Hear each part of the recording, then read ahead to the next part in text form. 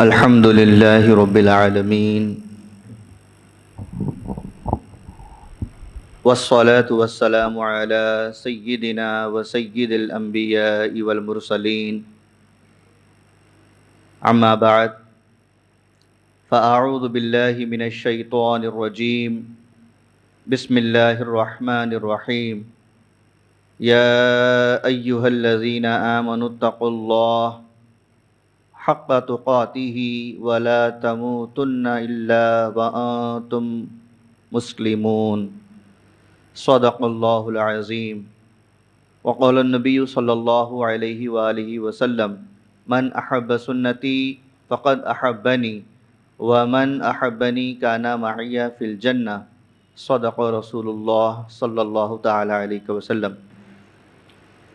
آئیے جس آیت پاک کو میں نے پڑھنے کا شرف حاصل کیا ہے اس کے متعلق کچھ معروضات آپ کے سامنے رکھنے سے پہلے آپ اور ہم سارے کائنات کے مرکز عقیدت حضور نور مجسم ارواحنا فدا صلی اللہ تعالی علیہ وسلم کی بارگاہ بکس پناہ میں ہدیہ غلامی میں جس طریقے سے پڑھوں میرے ساتھ مل کر پڑھیں۔ الصلاۃ والسلام علیک یا رسول اللہ،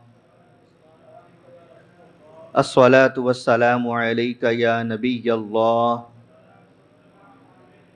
وعلی آلک واصحابک یا نور اللہ صلی اللہ تعالی علیہ وسلم۔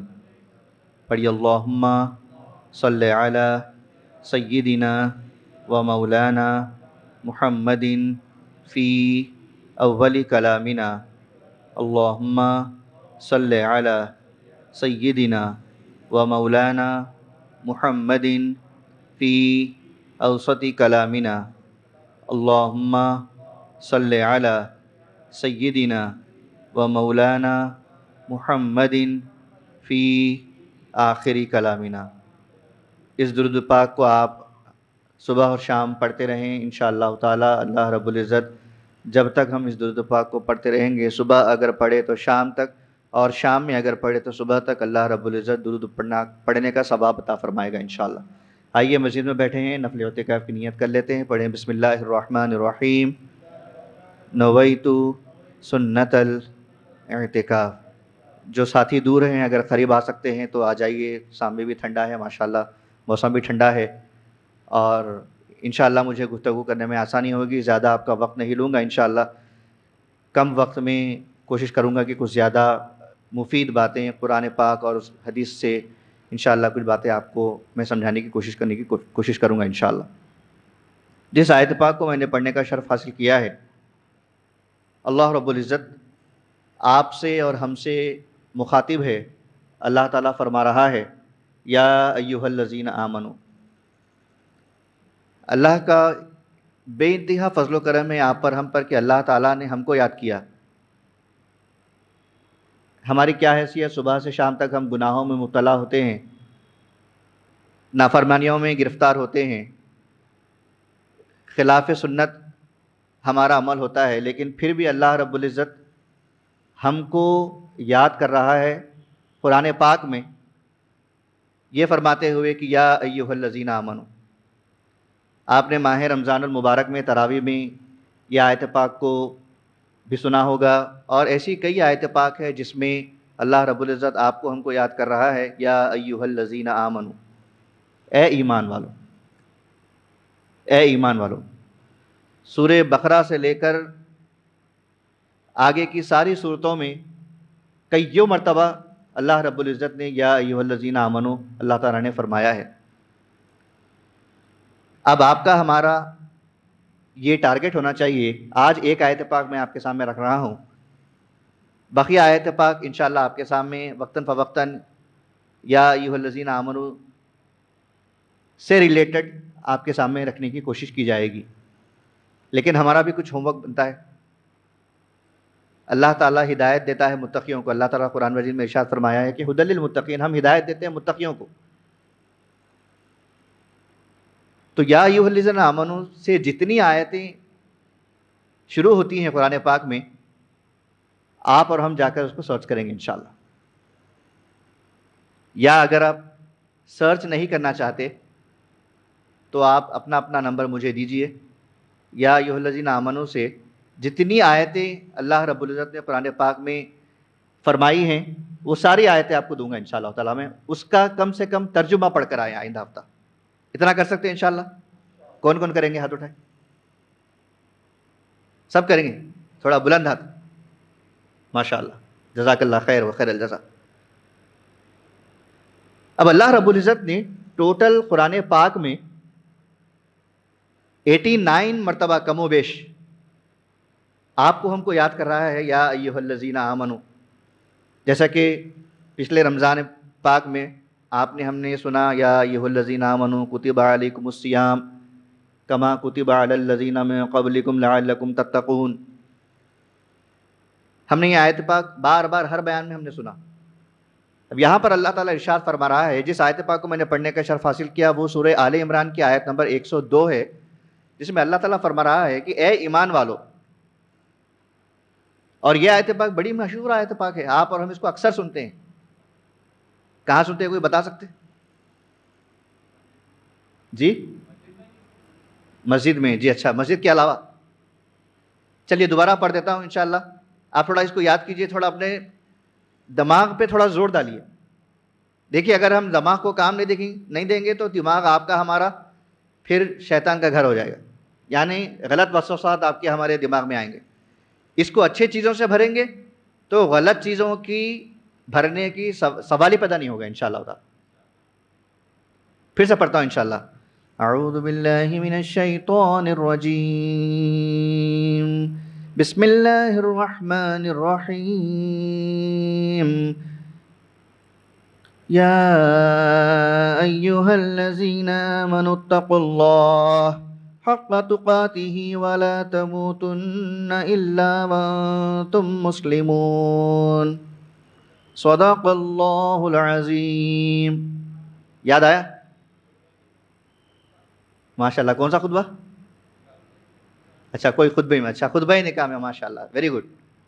ماشاءاللہ 2 ساتھی بولے اتنے لوگوں میں سے. آپ لوگوں کو بھی شاید یاد ہوگا لیکن آپ لوگ اس کو انٹرپریٹ نہیں کر پائے ہوں گے. اب یہ آیت پاک اتنی زیادہ اہم ہے کہ اللہ رب العزت نے اس آیت پاک میں جو فرمایا ہے اس کا ترجمہ سنیے کہ اے ایمان والو. آپ سے ہم سے مخاطب ہے، اے ایمان والو کیا کرو؟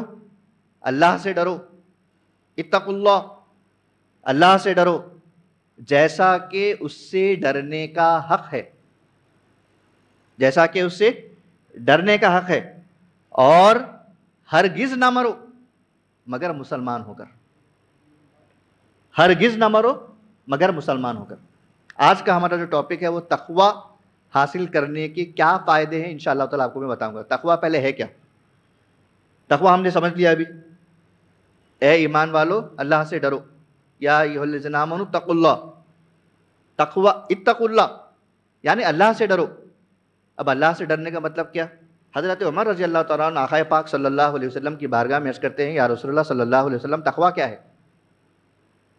تو آقا پاک صلی اللہ علیہ وسلم نے ارشاد فرمایا ہے عمر کبھی تمہارے ساتھ ایسا ہوا کہ تم ایک ایسے جگہ سے گزرے ہو جو کہ چھوٹا سا پنگھٹ کا راستہ ہے اور اس کے آس پاس میں کاٹی دار درخت ہے یا کاٹی دار اس کے پلانٹس ہے اور تم اس سے گزرے ہو؟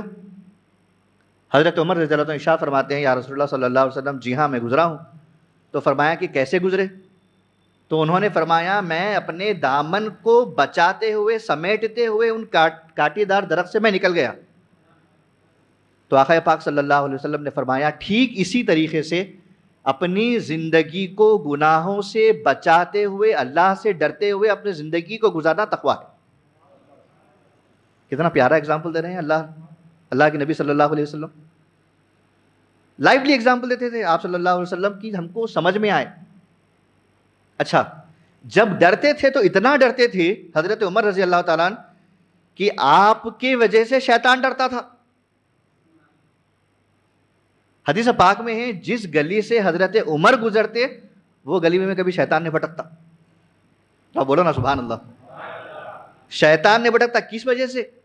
کیونکہ انہوں نے اللہ سے ڈرا. اور کسی سے نہیں ڈرے. حضرت عمر رضی اللہ عنہ کسی سے نہیں ڈرتے تھے. حتیٰ کہ آقا پاک صلی اللہ علیہ وسلم جب ہجرت کے لیے جہاں آپ صلی اللہ علیہ وسلم مدینہ پاک روانہ ہوئے, حضرت عمر سے فرمایا کہ جب میں جاؤں گا اس کے بعد پھر تم مجھے فالو کرنا بعد میں. حضرت عمر رضی اللہ تعالیٰ عنہ تمام مکے کے پہلوانوں کے سامنے چیلنج کر رہے ہیں کہ میں مکہ چھوڑ کے مدینہ پاک جا رہا ہوں, ہے کسی کی مجال تو میں کچھ مدت آپ نے بتائی کہ اتنی مدت تک میں مکے کے ساحل پر, شہر یعنی باؤنڈری پر میں انتظار کروں گا. اگر کوئی اپنے آپ کو مروانا چاہتا ہے تو وہ آئے اور مجھ سے جنگ کرے. ڈنکے کی چوٹ پہ آپ اللہ سے ڈرتے تھے, کسی سے نہیں ڈرتے تھے. آقا علیہ الصلوۃ جب اسلام قبول کیا, آقا پاک صلی اللہ علیہ وسلم سے کہنے لگے یا رسول اللہ صلی اللہ علیہ وسلم میں مسلمان ہو گیا ہوں الحمدللہ, کیا ہم حق پہ ہیں؟ آقا علیہ السلام نے فرمایا کہ ہاں ہم حق پہ ہیں. کیا اپنا دین حق پہ ہے؟ فرمایا کہ ہاں دین حق پہ ہے. تو پھر یہ چھپ چھپ کر عبادت کرنا کیوں نہ آپ اور ہم صحن کعبہ میں ہم عبادت کریں, نماز پڑھیں. آقا پاک صلی اللہ علیہ وسلم نے فرمایا کہ عمر یہ کیسا ممکن ہوگا؟ حضرت عمر رضی اللہ عنہ نے فرمایا کہ اللہ رب العزت نے, آپ اللہ کی عبادت کیجئے, میں انشاءاللہ اس کی رکھوالی کروں گا. تمام لوگوں کی رکھوالی میں اکیلا کروں گا. حضرت عمر رضی اللہ عنہ اکیلے ٹھہرتے تھے, سب کے سب خانہ کعبہ میں عبادت کرتے تھے. حضرت عمر رضی اللہ عنہ کی عبادت ایسی ہوتی تھی, یعنی وہ ان کے کفالت میں ایسی عبادت ہوتی تھی کہ کوئی بھٹکتا نہیں تھا وہاں پہ, کوئی کافر, کسی کی مجال نہیں تھی کہ آقا علیہ السلام کو دوسرے صحابی کو ٹچ بھی کرے, ان کو تکلیف دے. لیکن حضرت عمر رضی اللہ عنہ سے پہلے اسلام چھپ چھپ کر الگ الگ گھروں میں, ارقم بن ارقم رضی اللہ عنہ کا گھر تھا جو جہاں پر آقا علیہ السلام لوگوں کو ہدایت دیتے, جو بھی قرآن پاک کی آیت آتی تھی وہاں پر آپ صلی اللہ علیہ وسلم لوگوں کو بتاتے تھے. جب حضرت عمر رضی اللہ تعالیٰ اسلام قبول کیے تو اللہ تعالیٰ, آقا علیہ السلام کی دعا تھی, یا اللہ 2 عمر میں سے ایک عمر کو اسلام کے لیے چن لے. ایک حضرت عمر بن خطاب اور دوسرا عمرو بن حشام, جو ابو جہل ہے اس کا اصل نام عمرو بن حشام ہے. اللہ تعالیٰ نے حضرت عمر رضی اللہ تعالیٰ کے حق میں یہ دعا کو قبول فرمائی. اس کے بعد پھر یہ معاملہ پیش آیا. اچھا, حضرت عمر رضی اللہ تعالیٰ کا تو تقویٰ اتنا اچھا ہے, آپ اللہ تعالیٰ سے اتنا ڈرتے تھے, آپ اللہ سے اتنا ڈرتے تھے کہ کسی اور سے کبھی ڈرے ہی نہیں, کسی اور سے ڈرے ہی نہیں. اب حضرت عمر رضی اللہ تعالیٰ کی خلافت کے دور میں ایک واقعہ آپ کے سامنے میں پیش کروں کہ حضرت عمر رضی اللہ تعالیٰ جب دن میں لوگ کے جو بھی فیصلہ کرنا کر دیتے تو رات میں آپ اللہ سے اتنا ڈرتے تھے کہ سوچتے تھے کہ میں جب سردار بن کے میں یہاں پر مکے میں ہوں, امیر المومنین بن کر مکے میں ہوں, کہیں میں امیر المومنین بن کر مکے میں ہوں اور کوئی ایسا گھر نہ بچ جائے جو فاقے میں سو جائے, میں اللہ کو کل کیا جواب دوں گا, کیا جواب دوں گا اللہ سبحانہ و تعالیٰ کو. تو رات میں آپ چادر اوڑے ہوئے آپ راستے سے گزر رہے ہیں, قریب میں ایک گھر سے آواز آ رہی ہے جس میں ماں اپنی بچی کو سجیشن دے رہی ہے کہ بیٹی جب صبح دودھ نکالو تو دودھ میں پانی ملاؤ تاکہ اس دودھ میں پانی ملانے کی وجہ سے ہم دودھ کو زیادہ بیچ سکیں اور زیادہ منافع حاصل کر سکیں. حضرت عمر رضی اللہ تعالیٰ نے ارشاد فرمایا, یعنی ان کی بیٹی نے ارشاد فرمایا, امی ایسا کرنا تو بالکل منع ہے, امیر المومنین حضرت عمر رضی اللہ تعالیٰ نے تو منع فرمایا ہے. کہنے لگے کہ عمر تو نہیں دیکھ رہے نا, ابھی تو رات ہے, یہاں کوئی عمر دیکھنے والے ہیں رضی اللہ تعالیٰ. وہ بیٹی کا تقویٰ دیکھیے آپ, کہنے لگی امی عمر تو نہیں دیکھ رہے ہیں لیکن عمر کا خدا تو دیکھ رہا ہے, عمر کا خدا تو دیکھ رہا ہے. تو امی اگر خدا دیکھ رہا ہے تو ہم یہ کام نہیں کرنا چاہیے. حضرت عمر رضی اللہ تعالیٰ عنہ کو اتنی زیادہ خوشی ہوئی, آپ نے اس گھر پر ایک مارک لگا دیا.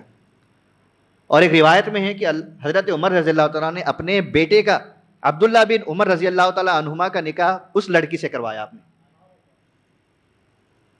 یہ تقویٰ, خود کا تقویٰ اتنا, ان کے دور میں لوگوں کا تقویٰ اتنا.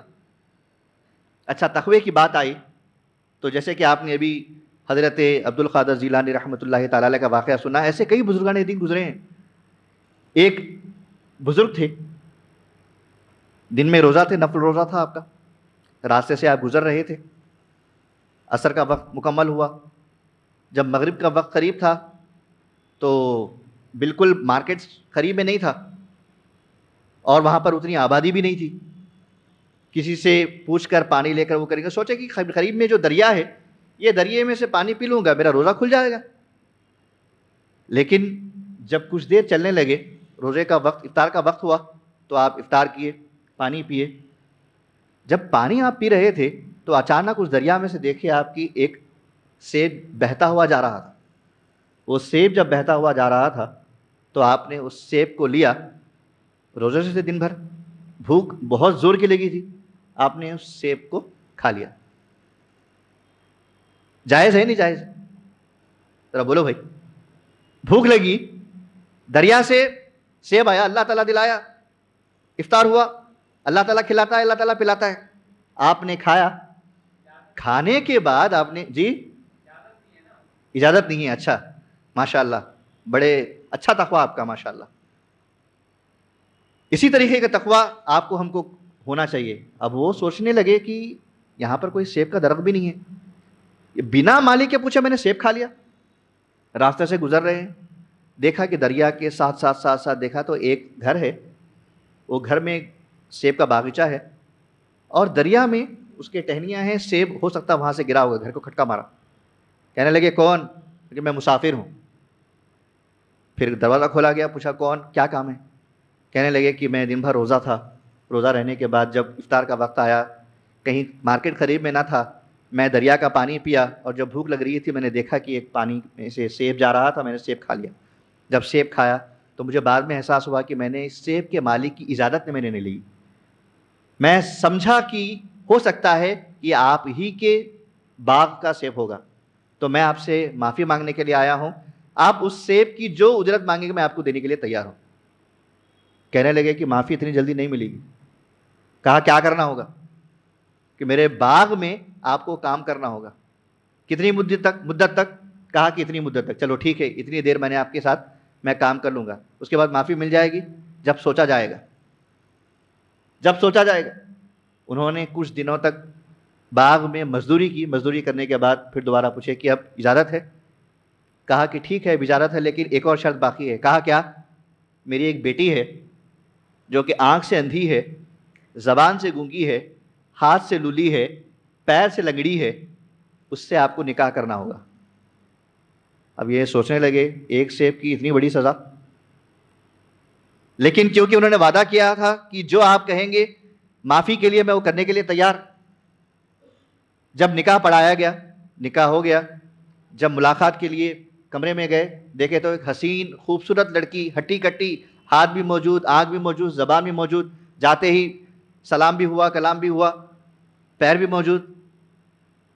وہ گھبرا کر واپس آ گئے، پتہ نہیں کسی کمرے میں داخل ہو گیا۔ انہوں نے تو کہا تھا کہ ان کی بیٹی لنگڑی ہے، لولی ہے، بول نہیں سکتی۔ جب واپس آئے تو کہنے لگے جناب یہ کسی اور کے کمرے میں آپ نے مجھے بھیج دیا۔ کہا کہ نہیں یہ کسی اور کا کمرہ نہیں، آپ صحیح کمرے میں گئے۔ پھر آپ نے تو کہا تھا کہ اندھی ہے، لیکن میں نے تو دیکھا کہ وہ اندھی نہیں ہے لڑکی ہو۔ کہنے لگے کہ میں نے اندھی اس لیے کہا کیونکہ میری بیٹی آج تک کبھی کسی غیر محرم کو نہیں دیکھا، اللہ سے اتنا ڈرتی تھی کہ کسی نے آج تک اس نے کبھی غیر محرم کو نہیں دیکھا۔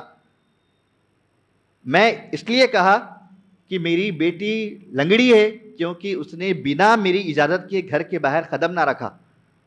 میں نے اس لیے کہا کہ میری بیٹی گونگی ہے کیونکہ اس نے غیر شرعی عمل اپنے زبان سے کبھی نہیں کیا، کبھی غلط گفتگو اس نے نہیں کی۔ اب جب ان سے نکاح ہوا تو وہ جب نکاح ہوا ان سے پیدا ہونے والے کوئی اور نہیں بلکہ آپ کے ہمارے عبد القادر جیلانی رحمۃ اللہ تعالیٰ علیہ۔ ایسے تقوی والے ماں باپ کی تقوی والی اولاد ہوتی۔ میرے پیارے آقا علیہ الصلوۃ والسلام کے پیارے دیوانوں، اب دیکھیے تقوی حاصل کرنے کے فائدے کیا ہے؟ دنیا میں فائدے بہت ہیں، یہ نہیں کہ آخرت میں ہی اللہ تعالیٰ ہم کو دے گا، دنیا کے بھی بہت زیادہ فائدے ہیں، اتنے زیادہ فائدے ہیں کہ اگر آپ ان فائدوں کو گنتے آپ جمع کریں تو آپ پر ہم اس کو جمع نہیں کر پائیں گے۔ میرے پیارے آقا علیہ الصلوۃ والسلام کے پیارے دیوانوں، امام اعظم ابو حنیفہ رحمۃ اللہ تعالیٰ کے بارے میں آیا ہے کہ ان کا تقویٰ تو اتنا زیادہ تھا کہ ان کے زمانے میں ایک بار بکری چوری ہو گئی۔ اب جب بکری چوری ہو گئی تو آپ کے پاس مسئلہ پیش کرنے کے لیے آئے کہ کیونکہ آپ وہاں پہ وقت کے امام تھے، آپ کہنے لگے کہ امام ہماری بکری چوری ہو گئی اور ہمیں چور کا پتہ چاہیے۔ امام اعظم ابو حنیفہ رحمۃ اللہ تعالیٰ علیہ نے جو بکریاں پالتے ہیں ان کو بلایا، پوچھنے لگے کہ ایک بکری کی کم سے کم عمر کتنی ہوتی ہے؟ کہنے لگے کہ کم و بیش 7 یا 8 سال ایک بکری کی عمر ہوتی ہے، اس سے زیادہ وہ جی نہیں پاتی۔ تو حضرت امام اعظم ابو حنیفہ رحمۃ اللہ تعالیٰ علیہ 7 سال تک بکری کا گوشت نہیں کھائے، یہ سوچ کر کہ کہیں کم دام میں اگر وہ بکری چوری والی بکری بک جائے تو اس بکری کو کوئی قصائی ذبح کر دے اور وہ گوشت ہمارے گھر تک نہ آ جائے۔ آپ نے 7 سال تک امام اعظم ابو حنیفہ بکری کا گوشت آپ نے تناول نہیں کیا، یہ تقویٰ تھا، یہ تقویٰ۔ اور آج آپ کا ہمارا تقویٰ کیسا ہے؟ بہت لو لیول کا تقویٰ آپ کا ہمارا ہے۔ آقا علیہ الصلوۃ والسلام نے ارشاد فرمایا کہ اگر کوئی چیز غلط ہوتے ہوئے دیکھو تو اس کو اپنے ہاتھ سے روکو، یہ نہیں کر سکتے تو کم سے کم زبان سے روکو، یہ بھی نہیں کر سکتے تو کم سے کم اس برائی کو دل میں برا جانو۔ یہ ایمان کا کمزور ترین درجہ فرمایا آپ صلی اللہ علیہ وسلم، کمزور ترین درجہ۔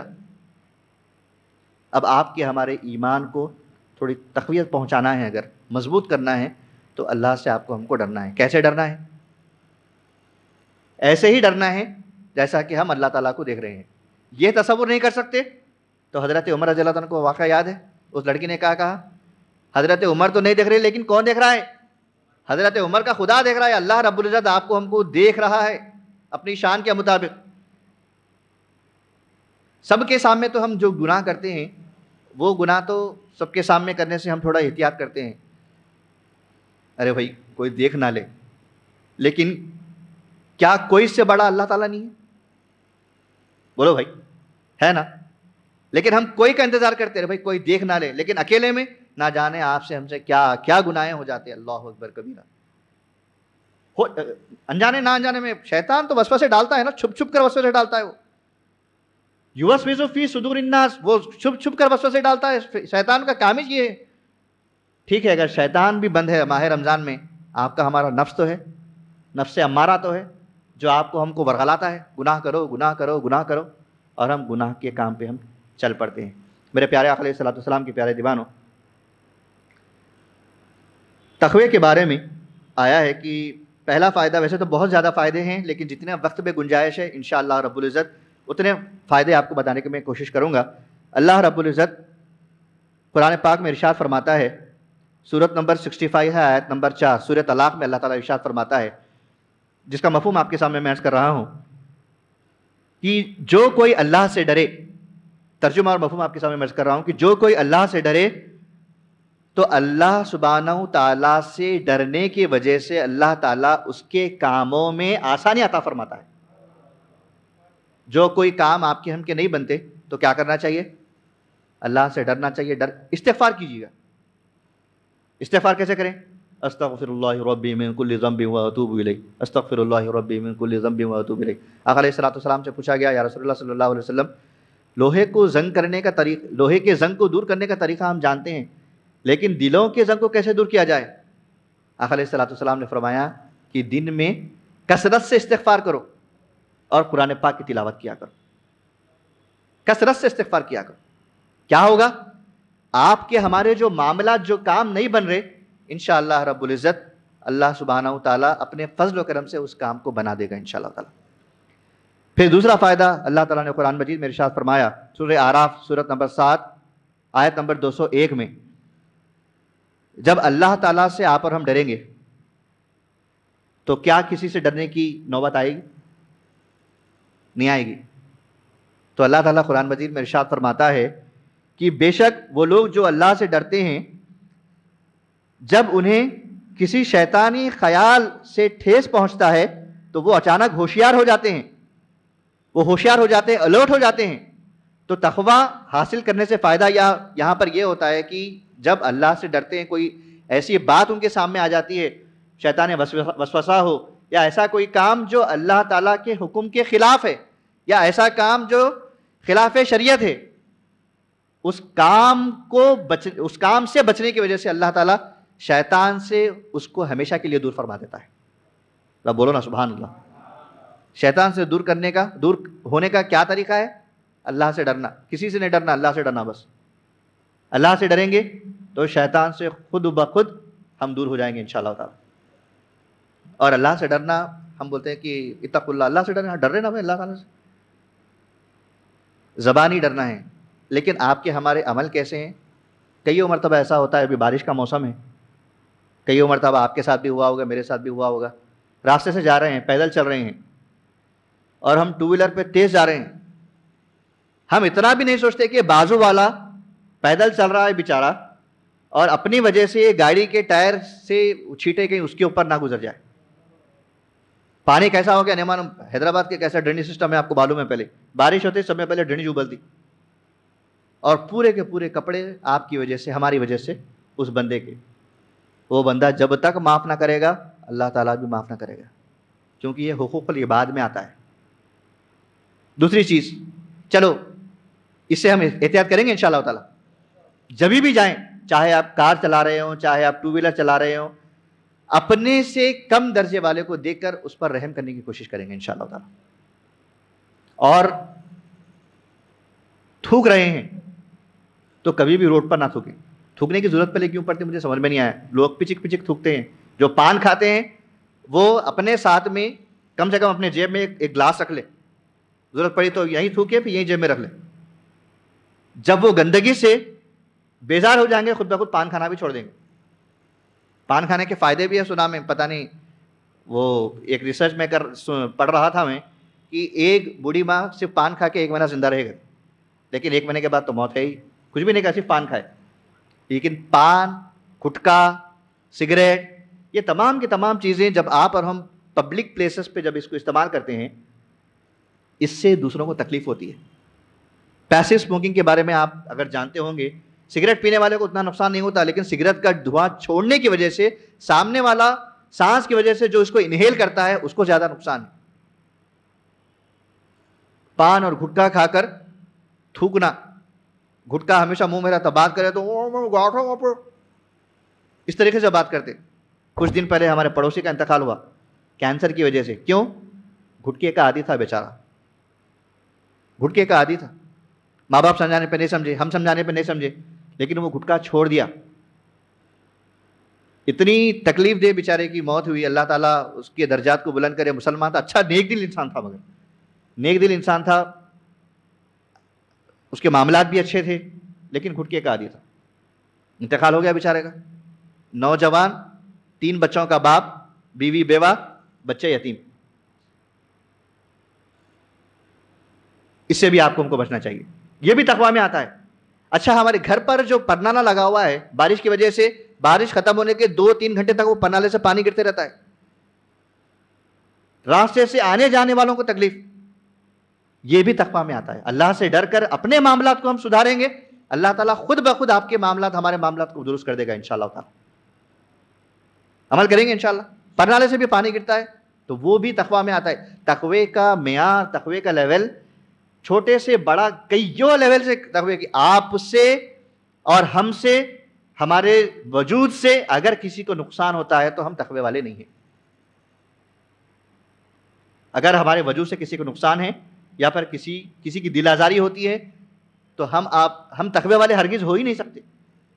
کیونکہ اللہ تعالیٰ کو عبادت کرنے کے لیے کئی زیادہ فرشتے ہیں. اللہ تعالیٰ کو آپ کی ہماری عبادت کی ضرورت ہے ہی نہیں. اللہ تعالیٰ کو اپنے آپسی معاملات میں، جو آپ اور ہم آپسی معاملات اچھے کرتے ہیں، اللہ تعالیٰ اس سے بہت زیادہ خوش ہوتا ہے. اسی لیے آخر علیہ السلام نے ارشاد فرمایا، جو بندہ، مومن بندہ اپنے بھائی کے لیے دعا کرے گا، اللہ تعالیٰ وہی دعا اس کے لیے قبول فرمائے گا. اپنے بھائی کے لیے دعا کیجیے، اللہ تعالیٰ آپ کے اور ہمارے حق میں انشاءاللہ تعالیٰ دعا کو قبول فرمائے گا. آئیے آگے بڑھتے ہیں. میرے پاس اور 4-5 منٹ باقی ہے. انشاءاللہ تعالیٰ اپنی بات کو میں مکمل کرنے کی کوشش کروں گا. آگے اللہ تعالیٰ ارشاد فرماتا ہے، سورۃ طلاق میں اس کا ذکر ہے، آیت نمبر 2 اور 3 میں، کہ جو اللہ تعالیٰ سے ڈرتا ہے، تقویٰ اختیار کرتا ہے، اللہ تعالیٰ ان کی روزی میں ایسی آسانی عطا فرماتا ہے کہ غیب سے اللہ تعالیٰ اس کی روزی کا اہتمام کرتا ہے جہاں سے اس کا گمان بھی نہ ہو. غیب سے اللہ تعالیٰ روزی کا اہتمام فرماتا ہے اللہ سے ڈرنے کی وجہ سے. کس طریقے سے ڈرنا چاہیے اللہ تعالیٰ سے؟ اللہ تعالیٰ نے قرآن مجید میں جو ارشاد فرمایا، یا ایھا الذین آمنوا اتقوا اللہ، اللہ سے ڈرو. کیسے؟ جیسے کہ اس سے ڈرنے کا حق ہے. اب اس سے ڈرنے کا حق کیا مطلب؟ ہر وہ کام جو اللہ تعالیٰ جس کی پکڑ فرمائے گا. اب ایسا تو نہیں ہوگا کہ ارے بھائی یہ کام صحیح ہے کہ نہیں ہے کہ اپنے کو نہیں معلوم. تھوڑا سا ہارٹ بیٹ تیز ہوتی، غلط کام کر رہے تھے، ہوتی نہ ہوتی؟ بولیے آپ. ہوتی نا؟ بولیے بھائی. تو سمجھ جانا یہ غلط کام. فوری معافی چاہ لینا اللہ تعالیٰ سے، استغفار کر لینا. کسی اور سے اگر وہ گناہ، یعنی بندوں سے متعلق اگر گناہ ہے، ایسا کوئی ہے تو ان سے معافی مانگ لینا. دیکھیے انسان کی زندگی بہت مختصر ہے.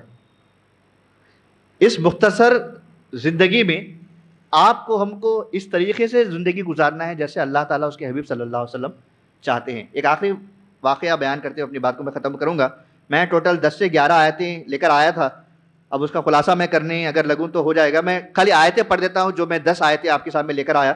انشاءاللہ کبھی پھر اگر موقع ملا تو آپ کے سامنے خلاصہ کروں گا انشاءاللہ تعالیٰ. سورہ جاسیہ سورت نمبر 45 آیت نمبر 19 میں اللہ تعالیٰ ارشاد فرماتا ہے کہ اللہ سبحانہ و تعالیٰ تقوی اختیار کرنے والا کا دوست ہے. اللہ سے ڈرنے والوں کا اللہ تعالیٰ دوست ہے. تو اللہ تعالیٰ سے ہمیشہ اگر دوستی بنائے رکھنا اللہ تعالیٰ سے تو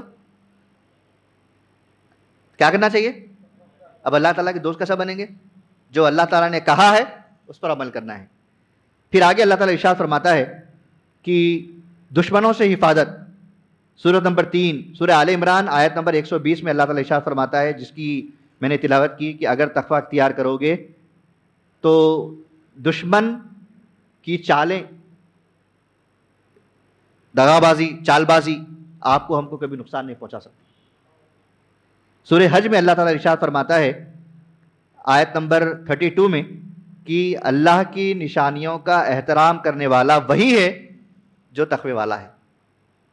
اللہ کی نشانیاں کیا کیا ہے؟ اللہ کی تمام عبادتیں اللہ کی نشانیاں ہیں. نماز ہے، روزہ ہے، زکوٰۃ ہے، حج ہے، لوگوں سے حسن و سلوک ہے. یہ تمام چیزیں نشانیاں ہیں. جو واقعہ آپ کے سامنے میں بیان کرنا چاہتا تھا انشاءاللہ پھر کسی موقع پر آگے کے آیتوں کو میں پیش کروں گا. ایک اللہ کے برگزیدہ بندے حضرت عبداللہ بن عربی رحمۃ اللہ تعالیٰ علیہ ارشاد فرماتے ہیں، غور سے سنیے گا، بہت اچھا واقعہ ہے. اس واقعے کو اپنے بچوں کو سنائیے اور ان کو اس پر عمل کرنے کے لیے آپ تھوڑا آمادہ کیجیے. چھوٹے بچے بھی ہیں. میں نے جب یہ واقعہ اپنے بچوں کو سنایا تو پھر کچھ اگر گڑبڑی ہو جائے تو ان کو ایک کوڈ ورڈ یاد دلاتا ہوں جو آپ کو بولوں گا انشاءاللہ تعالیٰ. حضرت عبداللہ ابن عربی رحمۃ اللہ تعالیٰ علیہ ارشاد فرماتے ہیں کہ ایک بادشاہ تھا، بہت عادل بادشاہ تھا، لوگوں پر رحم کرنے والا بادشاہ تھا، بہت اس کے چرچے بہت زیادہ. اس بادشاہ کو ایک مرتبہ ایسا کام اس نے کیا کہ اس نے اپنے 3 وزیر کو بلایا اور تینوں وزیر سے کہا کہ اپنے محل کے پیچھے جو باغیچہ ہے اس باغیچے میں طرح طرح کے آم کے درخت ہیں. وہ طرح طرح کے آم کے جو درخت ہیں، اب آم کے الگ الگ درخت ہوتے ہیں نا، دسہری، بے نشان، لنگڑا، ملیکا، حمایت، یہ الگ الگ طریقے کے ہوں گے. کہنے لگا بادشاہ کہ وہ الگ الگ طریقے کے جو آم کے پیڑ ہیں اس سے آپ کو یہ تھیلا لینا ہے، 50 کلو کا تھیلا وہ لینا ہے اور لے کر آپ کو ہر درخت سے الگ الگ قسم کے آم آپ کو توڑ کر لا کے مجھے دینا ہے. اب پہلا جو وزیر تھا بہت زیادہ فرما بردار تھا، اتنا زیادہ فرما بردار کہ اس وزیر نے بادشاہ کی اس بات کی ٹھیک اطاعت گزاری کی اور وہ گیا، جا کر بہت محنت کیا. کچھ آم نیچے پڑے تھے لیکن وہ نیچے کے آم کو یوز نہیں کیا، اس کو نہیں چنا، کیونکہ جب نیچے گر جاتا ہے تو پھر اس پہ مار لگ جاتا ہے اور وہ آم کھانے لائق نہیں ہوتا. تو وہ درخت پہ چڑھا، ایک ایک الگ الگ طرح کے درخت پہ چڑھا، تمام کے تمام آم کو لیا. کچھ پکے آم لیا، کچھ ایسے آم لیا جو کچھ دن میں اور زیادہ پک جائے. الگ الگ طریقے جتنے پیڑ تھے سب کے سب پیڑوں کو جمع کیا، سب کے پیڑ کے پھل کو جمع کیا، پیک کیا، بادشاہ کے سامنے لا کے پیش کیا. بادشاہ میری طرف سے. بادشاہ نے کہا ماشاءاللہ سارے درخت کے پیڑ تم نے توڑے، سارے درخت کے پھل تم نے توڑے جتنے تھے؟ کہا کہ ہاں بادشاہ سب. ماشاءاللہ، ویری گڈ، ٹھیک ہے، رک جا. اب دوسرے وزیر کو کہا کہ اب تم جاؤ، تمہاری باری۔ یہ دوسرا وزیر تھوڑا ایڈوانس تھا، یہ سوچنے لگا کہ بادشاہ کو کیا ضرورت پڑی ہوگی، اتنے زیادہ آم تو وہ کھائے گا نہیں، وہ لائے 150 کلو کا تھیلا، وہ بادشاہ کھایا بھی نہیں، تقسیم بھی نہیں کیا، لیکن پھر کہہ رہا مجھے بھی آم توڑ کے لاؤ، کیا ہوگا؟ اب تھوڑا کڑکڑاتے ہوئے گیا، تھوڑا اونٹتے ہوئے گیا، جا کر جو بادشاہ کا حکم تھا، سامنے کے جو پیڑ تھے، دور کے پیڑ تو گیا ہی نہیں، سامنے کے جو پیڑ تھے وہ تمام پیڑ کے جو سامنے جو دکھتے ہیں، کچھ کچے، کچھ تھوڑے پکے، کچے پکے، کچھ زیادہ کچے، وہ لیا، لے کر جتنے کچے آم ہیں وہ لیا، جتنے پکے ہوئے آم ہیں تھوڑے بہت لیا۔ اس کے بعد سوچنے لگا بادشاہ تو آم کھانے والا نہیں ہے، تو کیوں نہ وہ نیچے جتنے بھی پتے ہیں پتے بھر کے بادشاہ کو پیش کر دیا جائے۔ اب وہ کیا کیا، وہ سارے کے سارے آم آدھے بھرا اور آدھا تھیلا پتے بھر کر بادشاہ کو پیش کیا۔ کہا کہ پورے آم لائے؟ بادشاہ ہاں پورے آم لایا۔ بادشاہ کھول کے دیکھا نہیں، پورے آم لائے؟ ہاں پورے آم لے کر آیا۔ اچھا ویری گڈ۔ اب تیسرے وزیر کو بلایا، یہ اور زیادہ ایڈوانس تھا، ڈیڑھ ہوشیار تھا، یہ سوچنے لگا 50 کلو کا پہلے کا تھیلا، یہ بادشاہ نے کہا، پہلے وزیر کا اس نے کھول کے نہیں دیکھا، دوسرے وزیر کا بھی کھول کے نہیں دیکھا، کیوں نہ میں کچھ ایسا کام کروں جس سے تھیلا بھی بھر جائے اور مجھے محنت بھی نہ کرنا پڑے۔ وہ گیا، نیچے جو پڑے ہوئے آم تھے وہ پورے نیچے سڑے ہوئے پورے آم لیا، اس کے بعد پھر باقی کے پتے، اس کے بعد پتے ختم ہو گئے، پھر اب مٹی بھرا، اس کو مٹی ریتی جو ہوتی ہے مٹی بھر کے بادشاہ کو پیش کیا۔ کیا پورے آم ہیں؟ ہاں بادشاہ پورے آم ہیں۔ ٹھیک ہے، اب بادشاہ کا حکم ہوتا ہے تینوں وزیر کو الگ الگ جیل میں، الگ الگ کوٹری میں ان کے تھیلوں کے ساتھ بند کر دیا جائے۔ اب یہ وزیر پریشان ہو گئے۔ پہلا والا وزیر تو ماشاءاللہ بہت اچھی طریقے سے وہ آم لیا تھا، جب 1 مہینے تک ان کو بند کر دیا گیا، جب واپس آیا 1 مہینے کے بعد، تو پہلا والا وزیر جو تھا پہلے سے زیادہ ہٹا کٹا، آم کھایا پانی پیا، آم کھایا پانی پیا۔ تو آم کھائے تو پانی پینے سے کیا ہوتا ہے؟ خون بنتا ہے، اسی لیے آم کو پھلوں کا راجا کہا گیا ہے۔ بہترین آم کھایا، وہ ہر قسم کے آم کھایا اور پانی بھی پیتا گیا، آم کھایا پانی پیا، بہترین ہٹے کٹے وہ جناب باہر سے نکل گئے کوٹری سے۔ اب دوسرا والا بندہ جو آدھا کچا آدھا پکا اس طریقے کے آم جو لیا تھا وہ، اور باقی کے پتے بھرا تھا، پتے تو کھا نہیں سکتا تھا، پتے کو اپنے تھیلے سے الگ کیا، جتنے وہ کھا سکتا تھا جیسے تیسے اپنی زندگی کو بچا کر جیل سے واپس آیا۔ جب تیسرے آدمی کی کوٹری کو کھولا گیا تو اس میں دیکھا گیا کہ وہ آدمی وہ مردہ پایا گیا، کیونکہ اس کے اندر آم ہی نہیں تھے، آم ہی نہیں تھے اس کے تھیلے میں۔ جب آم نہیں تھے تو کچھ دن تک پتے کھایا، اور پتے کھانے کی وجہ سے کچھ دن تک وہ بیمار رہا، اس کے بعد پھر اس کا وہی انتقال ہو گیا۔ یہ واقعہ بیان کرتے ہوئے حضرت عبداللہ بن عربی رحمۃ اللہ تعالیٰ فرماتے ہیں کہ وہ بادشاہ کوئی اور نہیں، وہ اللہ سبحانہ تعالیٰ ہے، جس نے آپ کو ہم کو دنیا میں بھیجا، یعنی باغیچے میں بھیجا، اور طرح طرح کے آم کلیکٹ کرنے کے لیے فرمایا، طرح طرح کے نیکیاں کلیکٹ کرنے کے لیے کہا، کوئی نیکی حج سے، کوئی نیکی نماز سے، کوئی روزے سے، کوئی اطاعت گزاری سے، کوئی صلہ رحمی سے۔ یہ تمام کی تمام نیکیاں اللہ تعالیٰ نے آپ کو ہم کو بھیجا ہے دنیا میں، تاکہ ہم طرح طرح کے آم، یعنی طرح طرح کی نیکیاں آپ ہم کلیکٹ کر سکیں۔ جب طرح طرح کے آم ہم نے لے لیے، جب ہم کو کوٹری میں بند کر دیا جائے گا، یعنی قبر میں بند کر دیا جائے گا، تو وہ آپ کے جتنے اعمال ہیں، جو ہم نے کھائے، وہ آم کی وجہ سے جو اعمال ہیں، یعنی سمجھ رہے میں جو بولنا چاہ رہا ہوں، کہ جتنے اعمال ہم نے کیے ہیں، یعنی جتنے اچھے آم ہم نے سلیکٹ کیے ہیں، وہ تمام کے تمام اچھے آم سلیکٹ کرنے کی وجہ سے، اچھے آم توڑنے کی وجہ سے، یعنی اچھے اعمال کرنے کی وجہ سے آپ کی ہماری جو آخرت کی جو زندگی ہے، یعنی جو قبر جس کی پہلی منزل ہے، وہ آپ کی ہماری کامیاب منزل ہے، ورنہ اس کے بعد پچھتاوا ہی پچھتاوا ہے۔ اگر ہمارے تھیلے میں کچے پکے آم ہوں گے تو پھر وہاں پر بھی جواب دینا ہے، اگر تھیلے میں کچھ نہیں، صرف پتے ہوں گے اور کچرا ہوگا اور مٹی ہوگی، تو پھر اس کا بھی جواب آپ کو ہم کو دینا ہے۔ تو میں کبھی چھوٹے بچے، ایک 7 سال کی بیٹی ہے میری، ایک 6 سال کی، ایک 8 سال کی بیٹی ہے، تو وہ بچے جب ایک دوسرے سے کبھی ہو جاتا ہے کہ انبن ہو جاتی ہے کہ ابو دیدی ایسا کرے، وہ بولے کہ نہیں ابو انہوں نے ایسا کرے۔ اچھا ٹھیک ہے، میں بولا ٹھیک ہے، دیکھ رہا ہوں میں کون اپنے تھیلے میں آم بھر رہے، کون اپنے تھیلے میں پتے بھر رہے۔ نہیں نہیں نہیں ابو نہیں نہیں سوری دیدی سوری. اب چھوٹی کبھی بڑی کی زیادتی رہتی, کبھی چھوٹی کی زیادتی رہتی. تو اپنے بچوں کو یہ واقعہ بیان کریے, پھر بولیے بچے کیا جمع کر رہے ہیں آپ تھیلے میں, کیا جمع کر رہے ہیں آپ پتے جمع کر رہے ہیں, آم جمع کر رہے ہیں؟ نہیں ہم آم جمع کریں گے. تو اس واقعے سے ہم کو پتہ یہ چلتا ہے کہ اللہ تعالیٰ نے آپ کو ہم کو بھیجا ہے. عبداللہ بن عربی رحمۃ اللہ تعالیٰ علیہ فرماتے ہیں کچھ مدت ہے, جیسے بادشاہ نے کچھ مدت کے لیے کوٹری میں بند کیا تھا, اللہ تعالیٰ کچھ مدت تک ہم کو قبر میں رکھے گا, لیکن اس کے بعد تو ہمیشہ والی زندگی آپ کی ہماری جنت ہوگی انشاءاللہ تعالیٰ. عمل کریں گے انشاءاللہ تعالیٰ.